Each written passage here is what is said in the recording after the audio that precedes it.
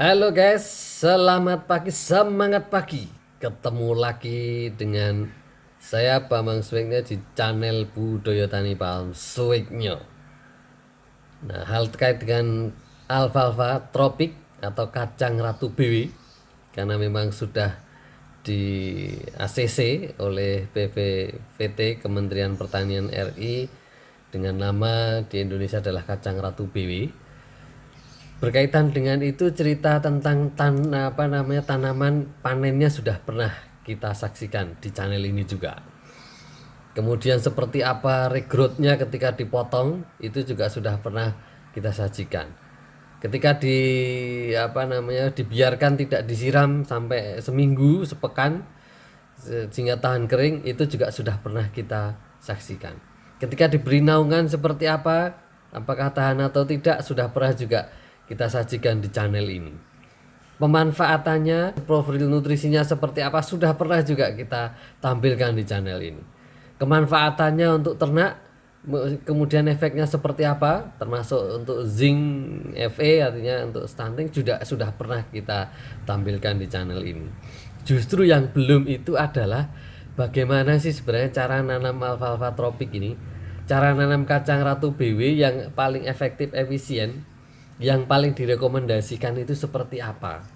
Apakah satu cara, dua cara, tiga cara?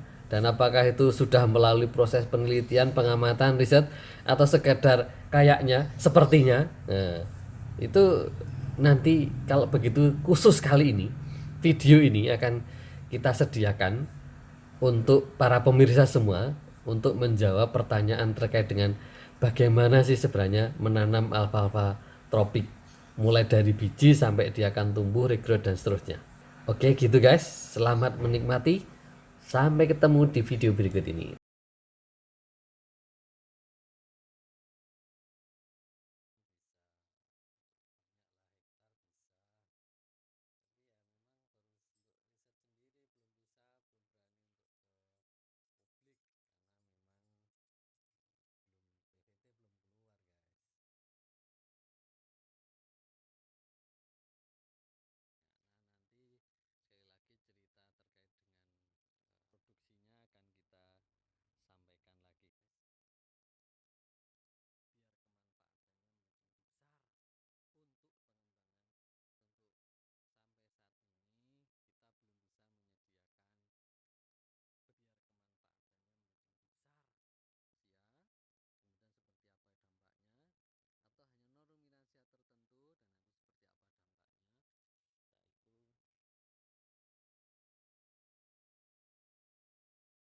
Ini pembenihan alfalfa nih guys. Oke, jadi alfalfa tropik itu memang eh, kita ambil dari benih sendiri, jadi tidak beli nih guys. Biji yang kita kembangkan sendiri dengan persilangan dan kemudian bisa menghasilkan biji yang fertil. Kemudian kita tanam, kita benihkan dulu, nanti kalau sudah siap baru kita pindahkan. Saya sering mendapatkan pertanyaan berkaitan dengan benih alfalfa tropik. Ketika saya menyebut term alfalfa tropik, maka apakah ada bedanya dengan alfalfa yang sering pada umumnya ada? Ya, saya bilang beda karena secara genetik sudah terbukti ketika kita lihat di ISSR. Ini nanti bisa dilihat di jurnal biodiversitas ini guys. Dan ini dimulai dari pembenihan. Jadi bijinya disemaikan seperti ini akan tumbuh. Ini belum ada seminggu ini guys. Ini baru 3-4 hari. Nah, nanti kalau sudah tumbuh besar baru kemudian dipindahkan. Besar itu seberapa ya, mau 1 bulan bisa, mau 2 bulan bisa, jangan lama-lama juga, kelamaan nanti baru dipindahkan. Nah, kenapa disemaikan? Ini hanya soal manajemen aja. Mau langsung ke seperti ini terus kemudian ditanami atau benihnya langsung di situ juga bisa aja, nggak masalah sih, oke-oke saja. Nah, ini hanya soal pilihan aja kok guys. Kalau ini yang tadi dengan benih yang umur 1 bulan kemudian kita pindahkan. Dan ini benar-benar alfalfa tropik yang bukan bijinya dari impor, tapi dari hasil pengembangan kita sendiri, sehingga kita dapatkan alfalfa yang fertil dengan viability test sampai 80%. Maka tahap berikutnya tentu tidak hanya pada tingkat penanaman, pengembangan tanamannya, tapi juga kemanfaatannya. Apa saja kemanfaatannya guys? Alfalfa itu kalau disebut queen of forage mestinya punya kemanfaatan yang banyak. Ya bisa untuk pakan, bisa untuk pangan.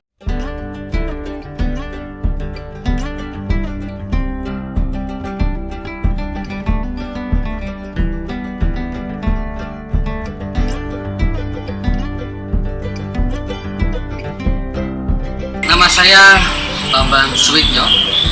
Karena ini sudah alfalfa tropik yang dulu dari induk yang memang dua jenis. Yang satunya batangnya kecil-kecil sifatnya kalau tumbuh rebah, yang satunya lagi induknya tuh batangnya gede-gede, tingginya bisa sampai di atas 1 meter, gede-gede batangnya gede.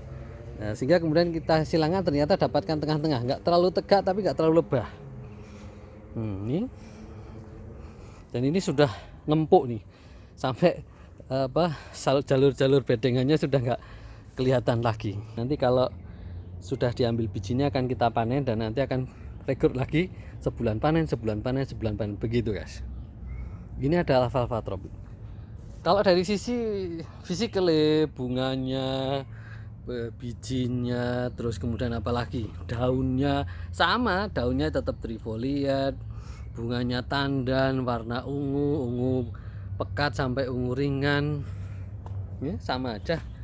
Bedanya adalah di karakter satu, pola tumbuhnya tidak terlalu tegak, tidak terlalu rebah, ukuran batangnya tidak terlalu besar, tidak terlalu kecil.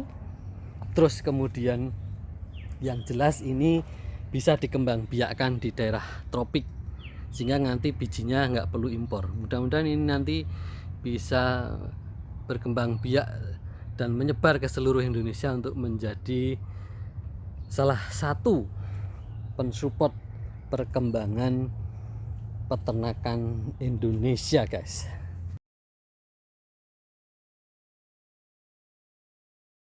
Halo guys, ini tahu nggak bisa bedakan mana bedengan mana yang slokannya? Hampir nggak bisa ya guys ya. Ini memang problem ketika menanam dengan sistem bedengan. Ketika kena hujan terutama lama-lama menjadi runtuh dan bedengannya bisa merata. Ini bisa komplikasi problem nih guys. Apalagi kalau pas air banyak, berarti nanti tanamannya mudah tergenang. Nah kalau tanamannya tahan air sih tidak masalah, kalau tanamannya nggak tahan air bisa makin problem. Oleh karena itu treatmentnya adalah dengan mengeruk selokannya nih, sehingga menjadi lebih tinggi lagi guys. Problem berikutnya muncul adalah ketika ternyata selokannya penuh dengan rumput ini guys. Jadi mau bersihkan dulu atau mau langsung dikerjakan. Nah ini ada trik caranya supaya bisa dalam satu kali jalan itu dapat dua-duanya, yaitu dengan cara ya diangkat selokannya tapi sekaligus dengan cara dibalik atau membalik tanah.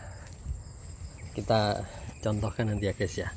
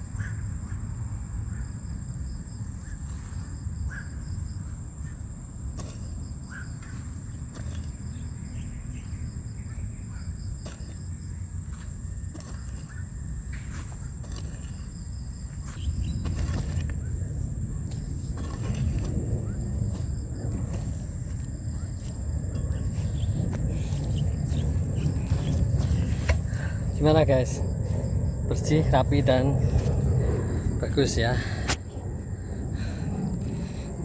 Nih, kelihatan kan beda. Ada bedengan yang selokannya sudah dikeruk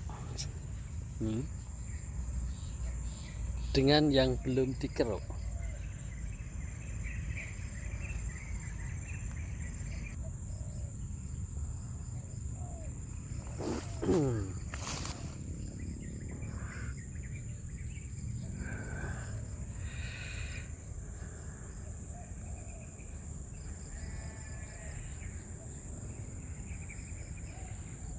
Gitu kan.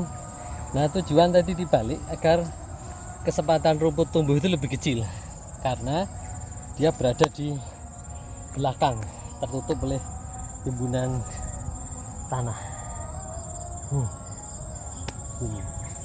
Sedangkan yang sisa di samping ya nggak apa-apa, nanti lebih mudah untuk dibersihkan. Gitu guys. Ini salah satu constraint-nya nih, walang sangit ini. Ini walang sangit gini nih. Kalau yang gede itu kepek, tapi intinya sama, dia nyedot ini nih. Jadi meskipun ini sudah berpolong, tapi kalau masih muda itu diserang walang sangit, ini isinya akan disedot sehingga nanti kopong. Isinya kopong. Kalau nanti udah kering sebenarnya akan menjadi seperti ini, tapi ini sudah kopong.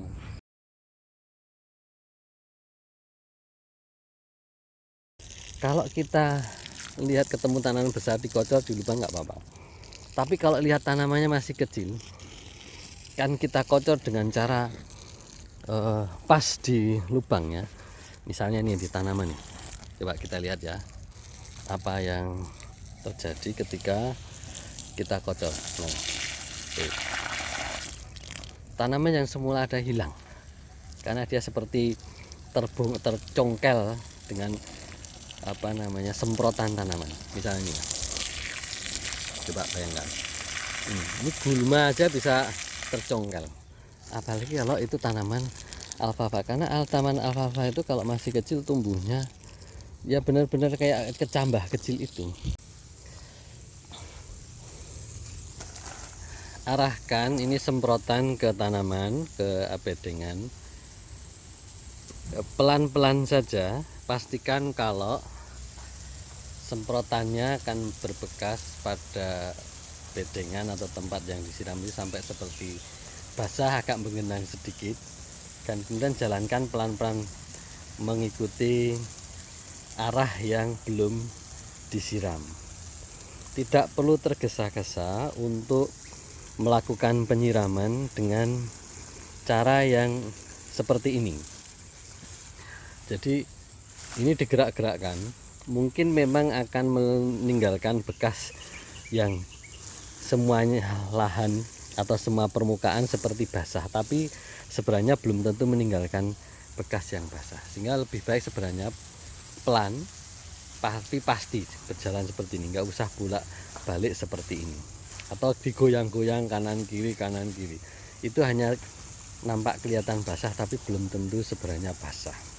Tanamannya masih kecil itu akan bahaya, karena kita seperti menciptakan badai untuk tanaman itu, sehingga kalau siramannya airnya digoyang-goyangkan, diguncang-guncangkan, itu nanti tanamannya bisa patah, dan berarti sebenarnya kita melakukan aktivitas yang kontraproduktif atau disorientasi. Kenapa disebut kontraproduktif atau disorientasi?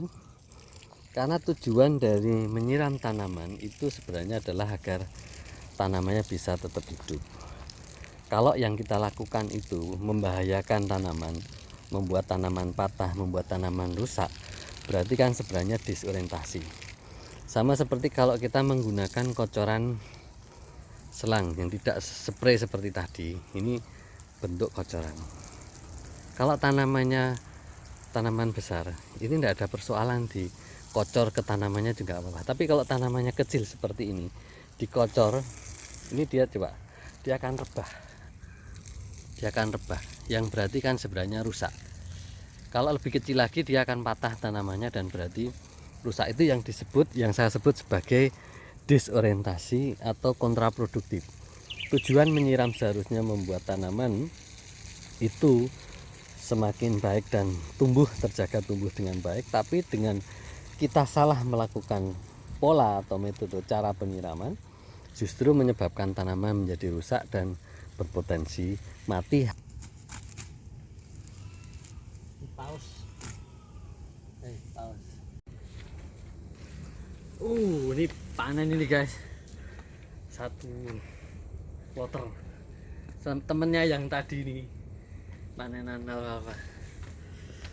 Ada satu bedeng lumayan ya. Oke, sip.